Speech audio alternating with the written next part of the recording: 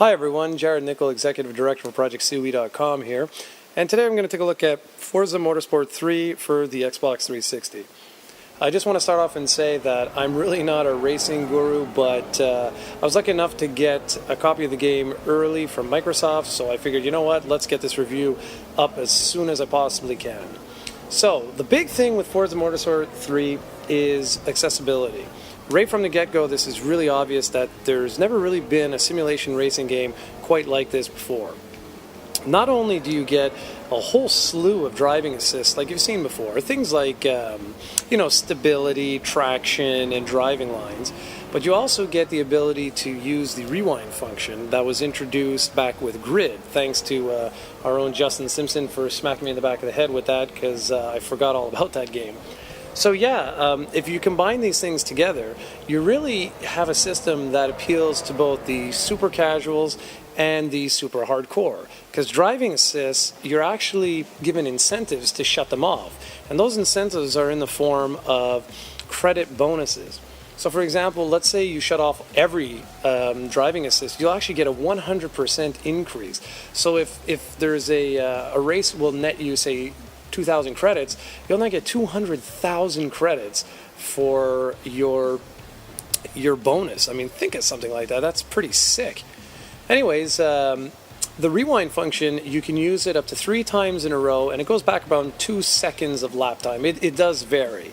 There is no penalization for this. You can play whatever, like the hardest difficulty you want, and you can use it. But like I say, if you don't want to, you don't have to. It can feel a little cheap, but considering you can't use this thing online, and online you have just so many options, it's insane. I don't think people are going to really complain too much. Even the hardcore, as much as we complain about this, the truth of the matter is that when you're playing a track for 20 minutes and you screw up because you sneezed and you just move the analog stick a little bit, you're not going to complain to be able to press the back button and then just rewind and just redo that. So I find this is without a doubt one of the most accessible racing games ever created.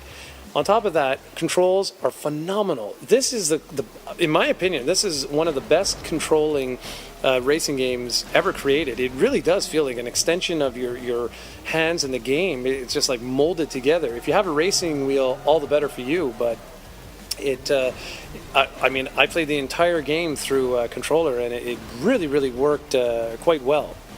So, what is the actual game like? Well, you got 400 cars right on the onset. It's a 2-disc game. The second disc you have to install.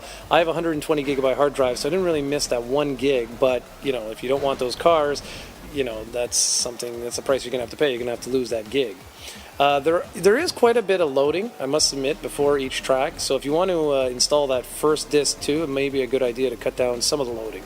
The way this works is there's basically races, okay, obviously, and it works in sections of 2 weeks. So you'll have, say, 2 weeks. You'll have between 3 and 6 races in a 2-week grid.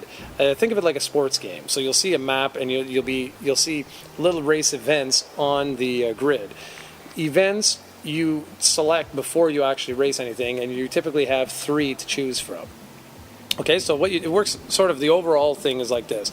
Okay, which event do I want to play? Okay, I'm going to pick one of these 3. So you pick that one, then it goes into this like a calendar basically, and you see a 2-week stretch, and you may have between 3 and 6 races in that event before you get to a championship race. Get to a championship race, and if you complete that, there's usually between 2 and a hell of a lot, because you see, after you finish the original, I believe it's 2 or 3 championship races, you'll finish the first season. But when you enter the second season, it's a month longer. And then the third season's even longer. So by the time you get to the 6th season, it is insane how long the actual game becomes. And it does take a little bit of endurance to sort of go through all of that. So you may want to think of that over. Okay, the other thing that's kind of interesting is there's an experience system that's been in place here. The way this works is, as you drive and win races and what have you, get experience, which then goes to both your driver overall experience and your car overall experience. As your car levels up, which can level to a maximum of level 5, you basically get rewards from the manufacturer for different parts.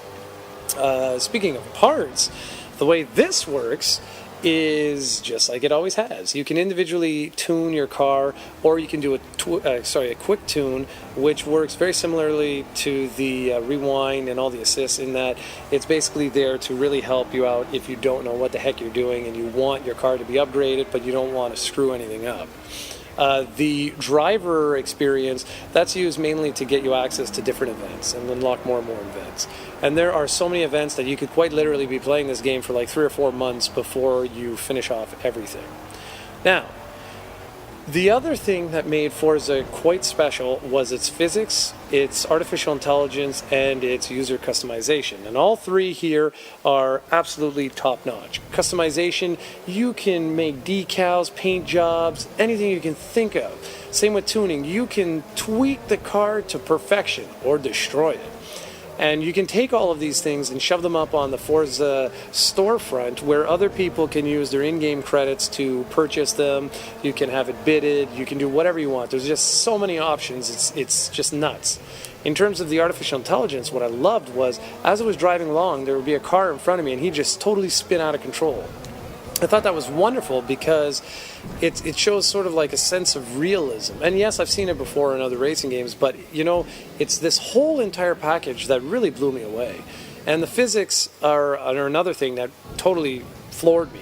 If you take all the assists off, every car feels completely unique, and the damage system rules. You can actually roll a car. You can have a car flip over, like in the air. It's insane. What else do we have here? The Beauty. Quite a nice looking game, I gotta admit that. I didn't like the damage system, the way it worked. I thought it was a little too boxy. Like if I'm going 200 miles per hour and I slam into a wall, I'm sorry, but my car is going to be a couple inches thick. It's not going to just lose, say like the bumper or something like ridiculous like that. Yes, the car gets scratched up, you'll blow out windows, you'll lose chunks of the car, but I just didn't feel that it had that oomph to it, if you know what I mean. But loved the terrain deformation, that was awesome. Loved almost everything else about the game. The graphics were just sensational in that regard. The cars too, my goodness, very, very well done. Audio-wise, never really been a fan of racing game music. It's just never been for me. I actually shut it off and just listened to the cars. And this time around, they reworked the engine sounds, and they sound spectacular. So I was very, very pleased with that. Again, though, the crashes seem kind of wimpy. One other thing I just want to talk about a little quick is about the online component. Online component is spectacular. You can customize like every feature you could possibly imagine. It really is going to sort of rank up there with the best online experiences, because you can have like US versus Japan cars, you can have any type of race you want, be it time, single lap, just use your imagination, you can do it. I could go on and talk about this forever. It's not the perfect racer, this is important to say, but I've got to say that between Gran Turismo, always being the reigning champion of simulation racers, for the first time now, in my opinion, Forza Motorsport has really sort of taken the charge. I gave Forza Motorsport 3 a 9.3, and I honestly think that as a complete package, it really is one of the best racing games ever created. And Sony's got the work cut out for them for Gran Turismo. It's going to be quite the interesting little war to see come early next year. For everyone with an Xbox 360, if you love simulation racing games, you really cannot go wrong with Forza 3. It is quite sensational. Thank you for listening, everyone, and be sure to check out the full written review on ProjectSeaweed.com.